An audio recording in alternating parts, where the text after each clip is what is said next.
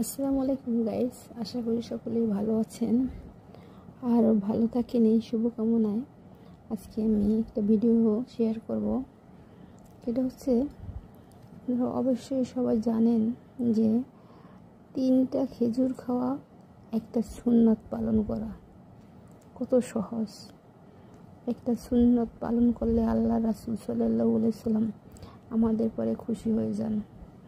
তবে আল্লাহ রাসূল সাল্লাল্লাহু আলাইহি সাল্লাম বলছেন যে খেজুর খাওয়ার আগে ভালো করে ধুয়ে খেতে, কারণ এটা যেভাবে প্রসেসিং হয় এখানে জীবাণু থাকার সম্ভাবনা থাকে, আর এটা অনেক দিন ধরে প্যাকেজিং করা থাকে,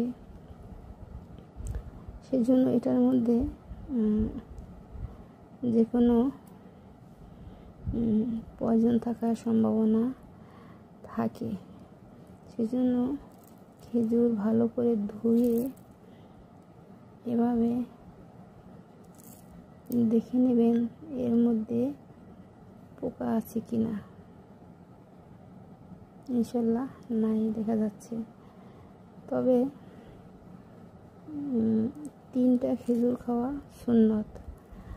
আমাদের রাসূল সাল্লাল্লাহু আলাইহি সাল্লাম উনি একটা খেজুর খেতেন, না হয় 3টে, না হয় 5টে, না হয় 7টা, বেজোরভাবে খেতেন। আর এভাবে খাওয়াই হচ্ছে সুন্নত। আমরা যদি খাওয়ার মাধ্যমেও একটা সুন্নত পালন করতে পারি, ইনশাআল্লাহ এটা আমাদের মৃত্যুর পরে জীবনে অনেক কাজে আসবে। এভাবে পরিষ্কার করে দেখে খেজুর খাবেন। আর প্রতিদিন সকালে যারা ডায়েট করেন তারা 1টা অথবা 3টা খেজুর খাবেন, সাথে হাফ বয়েল গরম পানি খাবেন। অবশ্যই আপনাদের মেদভুঁড়ি কমবে ইনশাআল্লাহ।